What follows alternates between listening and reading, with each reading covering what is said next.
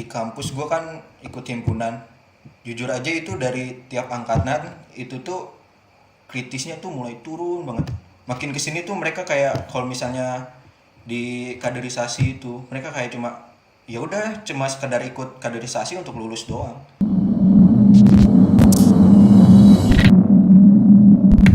Assalamualaikum warahmatullahi wabarakatuh. Jadi masih bersama gue Gasan Syakik Kalba dan kawan gue Fatan di channel Down to Earth ID. Jadi pada video sebelumnya itu kita bahas tentang kotorel politik kampus, dan kita akan terus membahas itu karena kalau misalnya kita nggak bahas ini siapa lagi, men? Karena kalau kita lihat di channel-channel YouTube, di channel-channel mana ya sih paling prank-prank, dan itu menimbulkan dampak negatif. Kalau kita lihat ada prank sampah, lelang keperawanan itu goblok banget sih menurut gue. Makanya ini kita bakal bahas topik ini. Dan sebelumnya, sebagai tanda dukungan kalian harus subscribe dulu, ada klik tombol lonceng, dan nanti kalau misalkan menurut kalian ini menarik, kalian harus share, like, terus kalian komentar, kasih pendapat. Dan kali ini kita bakal bahas tentang idealisme. Oke? Jadi menurut lo nih Tanya, ketika mahasiswa sekarang dihadapi dengan persoalan materi, tapi nanti kita bakal bahas tentang anak milenial yang materi, tapi sekarang kita bahas tentang yang idealisme. Menurut lu seberapa persen anak-anak milenial ini punya idealisme? Punya idealisme untuk anak-anak zaman sekarang.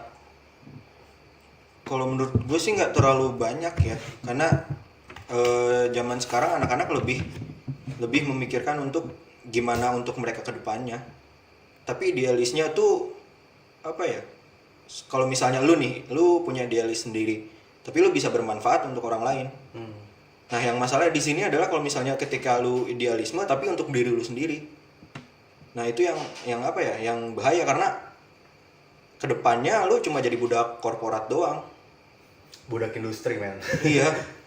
Apa ya? Ya sangat disayangkan aja. Lu harusnya punya idealis yang emang benar-benar bisa jadi prinsip lu sendiri, bukan cuma ikut-ikutan doang kayak misalnya tadi yang lu bilang prank-prankan gitu.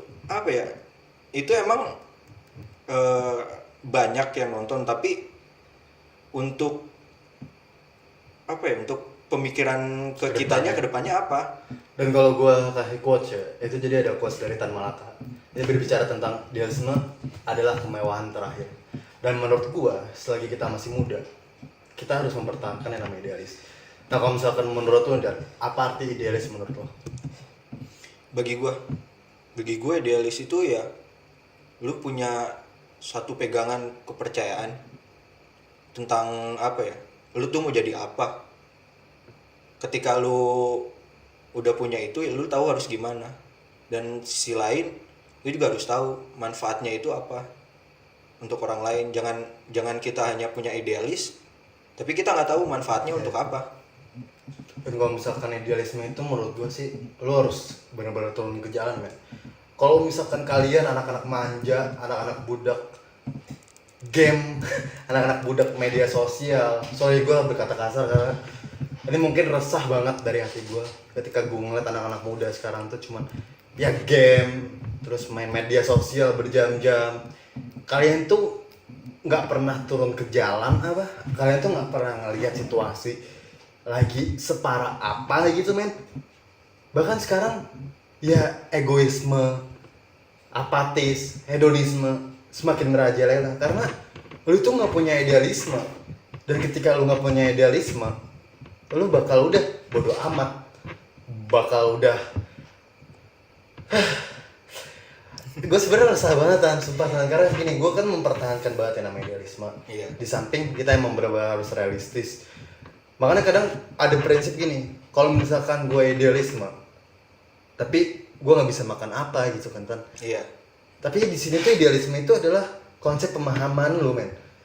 Lu tuh menjadi idealisme ketika di saat kondisi yang lagi banyak banget kebijakan dari DPR, pemerintah, dari ini, dan lu harus mempertanyakan itu.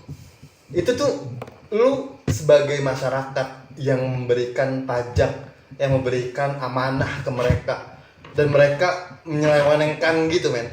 Dan lu harus mempertanyakan gitu. Oke, jadi kalau misalkan menurut lo nih, Sebobrok apa sih idealisme itu, udah separah apa, udah nggak ada di mahasiswa sekarang tuh? Kalau menurut gue sih kayak yang dibilang dosen lu kemarin, itu mungkin hampir nggak ada, tapi hampir nggak 0%, karena masih ada beberapa. Kenapa ya? Anak-anak zaman sekarang ya ini lebih mementingkan ini apa yang ada di sini. Emang ini tuh teknologi emang berguna, cuma bukan berarti kita harus selamanya berapa ya, berpaku pada teknologi. Kita harus ngelihat juga yang lain seperti apa. Karena hidup ini bukan tergantung teknologi doang, men. Lu masih ada aspek lainnya, sosial. Iya, kita manusia makhluk sosial loh, bukan makhluk individu. Tanpa kalian sadarin ya, ini kita bahas tentang faktor ya, kenapa mahasiswa ini hilang idealisme. Karena menurut gue ya itu balik lagi ke namanya egoisme kan. Jadi mereka lebih mementingkan diri sendiri.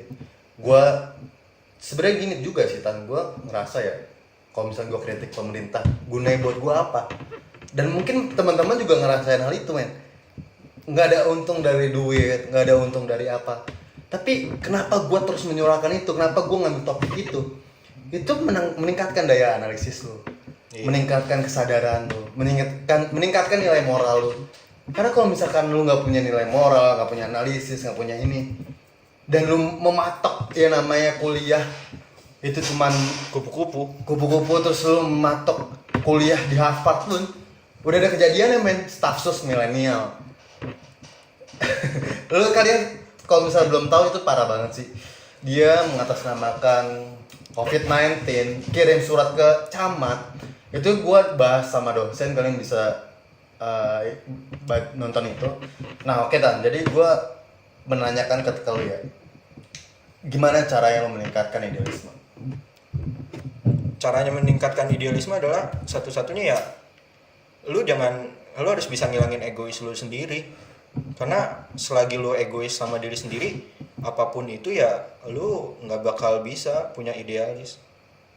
Bukan nggak bakal bisa punya, cuma idealis lu nggak bakal bermanfaat. Karena susah, men, kalau misalnya lu masih ninggiin ego lu, Iya.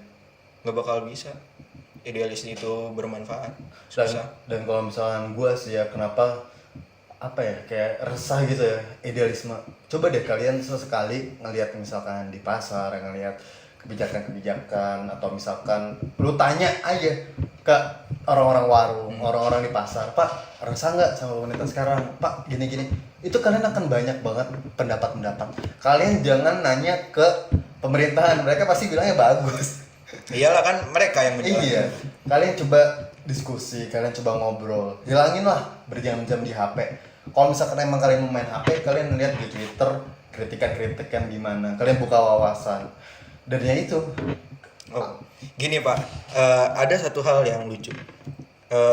Ketika misalnya kita membuka sosmed, Twitter atau apapun, rata-rata anak-anak zaman sekarang itu lebih tertarik pada kehidupan pribadinya, karena mereka lebih mencari apa yang sepemikiran sama mereka. Ketika itu kontra, ya udah mereka nggak bakal mengikuti itu. Mereka nggak bakal nyari tahu ini fungsinya apa, ini manfaatnya apa. Makanya kan kalau misalnya sekarang kita lihat banyak sering apa ya, perang di Twitter lah karena perbedaan pendapat. Nggak di Twitter doang sih, banyak media. Nah ini juga menarik banget, karena gue juga mau bahas gini Tak. Kalau misalnya lu tahu, gue kan orangnya objektif banget ya. Kalau misalkan ada sesuatu hal, kadang ya lu bilang, orang tuh kalau misalkan udah pro atau kontra bakal fanatik banget gak sih? Iya. Nah ini untuk meningkatkan idealisme kalau menurut gue, kalian tuh jangan nyaring dari satu sisi, man. Di filter mana yang pro, mana yang kontra. Kalian jangan terlalu fanatik gitu. Kalau misalkan jangan terlalu mengimani banget kayak misalkan konspirasi. Kalian percaya virus corona adalah konspirasi, ya udah gitu. Maksudnya itu adalah pembahasan yang untuk kalian tahu, bukan sampai kalian untuk menyerang. Oh ini orang bahas tentang gini, nggak usah. Cukup lah udah pro. Misalkan juga salah satu kita lihat pas pemilihan presiden ya Tan ya. Ada kubu Jokowi, ada kubu Prabowo. Orang sampai bermusuh-musuhan, bahkan sampai keluar. Itu gila, men. Apa ya, kalau kata gue, fanatik di kita tuh gede banget. Gue gak menyalahkan untuk memilih salah satu pihak, Tapi kita jangan lupa kalau misalnya setiap orang tuh ada salahnya, nggak mungkin selalu benar, dan itu kita harus bisa ngelihat itu semua. Jadi ketika emang lu memilih salah satu calon atau enggak salah satu pemikiran, lu harus lihat di sisi lain. Lu nggak bisa melihat sesuatu tuh dari satu sudut pandang. Karena ketika lu melihat dari satu sudut pandang, lu nggak bisa bedain mana yang benar mana yang salah. Benar itu ada karena ada salah. Salah itu karena ada yang benar. Oke, jadi segitu aja. Mungkin kita suka banget pembahasan tentang ideologi ya Tan ya. Karena kalau misalnya gue lihat sekarang pembahasan tentang ideologi, pembahasan tentang yang namanya idealisme itu udah menurun banget, dan bahkan anak-anak mahasiswa udah nggak tertarik ya. Iya, anak milenial. Jujur aja ya Pak, gue di kampus gue kan ikut himpunan. Jujur aja itu dari tiap angkatan itu tuh kritisnya tuh mulai turun banget. Makin kesini tuh mereka kayak kalau misalnya di kaderisasi itu mereka kayak cuma sekedar ikut kaderisasi untuk lulus doang. Tapi mereka nggak mencoba untuk bersikap kritis. Padahal ketika di kaderisasi itu tuh justru saatnya kalian belajar. Itu tuh kalian tuh harus belajar apa yang bisa kalian dapatkan dari situ. Kalian harus bisa menjadi tumbuh lebih dewasa lagi, nggak cuma anak-anak yang cuma ikut-ikutan aja ketika ada yang hype ikutan. Jujur gue rada resah tuh karena kayak misalnya anak sekarang tuh gini, ketika ada sesuatu yang hype, contoh lu tahu Oreo yang Supreme? Nah, tahu. Nah, hal kayak gitu aja kayak gue pengen cobain ini kayaknya lagi hype nih, kayaknya enak. Bahkan sampai pernah ada video orang luar itu nyusun Oreo Supreme banyak buat terus kebuang. Itu kan maksudnya ya itu terserah mereka, cuma itu ada yang komen daripada kayak gitu mending buat gue. Padahal ya lu buat apa kayak gitu, lu kalau cuma sekedar ikut-ikutan doang pengen nyobain, ya lu nggak ada gunanya juga, sama-sama aja kayak yang biasa. Dan itu bukan cuma di perkara itu doang, itu di kehidupan yang lain pun sama. Dan tadi mengenai kritis nih Tan, tadi kan lu baru bicara tentang kritis ya. Kalau menurut gua, kalian tuh mahasiswa-mahasiswa sekarang tuh terlalu takut untuk mengkritik. Padahal kalau kalian kritik itu relatif, kadang benar kadang salah. Tapi seenggaknya kalian harus coba, dan kalian harus menambah wawasan berdasarkan fakta dan akurat yang benar-benar jadi penting. Dan menurut gue juga orang-orang sekarang takut kritik juga men. Kenapa ya? Gue nggak ngerti sih, entah emang itu karena takut atau emang mereka yang males. Tapi atau menurut mereka itu nggak penting ya? Mungkin bisa jadi karena kan pemikiran kaum milenial itu lebih kayak yang simple. Ya udah mereka pengen enaknya aja, nggak peduli ntar kayak gimananya. Itu yang sangat disayangkan banget sih kayak gitu. Dan mungkin teman-teman gue tuh kadang ngerasa banget cuy. Kenapa sih, ini jujur aja Tan, gue tuh banyak banget teman-teman gue yang gue sih nggak permasalahan ya, kayak unfollow atau nggak DM, ngapain sih lu bahas tentang gini. Terus kadang gue dijauhin juga cuman gara-gara gue care. Kayak sebenarnya kritik itu bukti tanda peduli men. Iya, itu untuk membangun cuy, kecuali gue ngehujat gitu ya. Gini bro, kenapa ya orang zaman sekarang tuh ketika kita memiliki pendapat yang berbeda, kita bakal dijauhin karena lu nggak sepemikiran nih sama gue. Padahal yang seharusnya itu adalah ketika lu punya temen yang beda pikiran, lu harusnya bisa cari manfaatnya tuh apa, positifnya apa. Bukannya malah dijauhin karena beda pemikiran. Karena kritis itu bukan berarti orang tersebut harus mengikuti apa mau kita. Tapi kritis itu adalah ketika lu tahu ada yang salah, lu harus mencoba memperbaikinya, dicari kritik itu benar atau enggak. Bukan berarti orang lain harus setuju sama kita. Dan ketika emang udah salah, jangan dihujat. Lu berikan komentar dan lu kasih tahu nih salah di sini. Karena kan banyak banget orang yang kritik misalkan atau ngasih pendapat salah, dibully, dan dia nggak bakal mau kritik lagi karena udah dijatuhkan. Iya. Seharusnya dibangun yang kayak gitu men. Nggak tahu sih orang-orang kita, entah orang sekarang itu kayaknya kalau zaman dulu kan main hakim sendirinya itu langsung mungkin pukul-pukulan. Kalau sekarang kayaknya beralih ke media sosial. Oke deh, jadi pembicaraan tentang idealisme sampai sini aja. Habis ini kita mau bahas tentang anak-anak milenial. Jadi emang ini kita runtut ya, jadi dari politik kampus, dari idealisme, dan kita sekarang akan membahas tentang anak millennials. Tapi sebelumnya, kalian jangan lupa untuk subscribe dulu nih. Jadi, channel idealisme mahasiswa Down to Earth ID, men. Dan itu pokoknya dari tombol subscribe ke warna hitam, warna merah. Lu pencet sampai warna hitam. Dan jangan lupa untuk ada pencetan namanya like, terus komen dan share. Pokoknya di sini tuh forum diskusi dan kalian jangan pernah takut banget untuk komentar.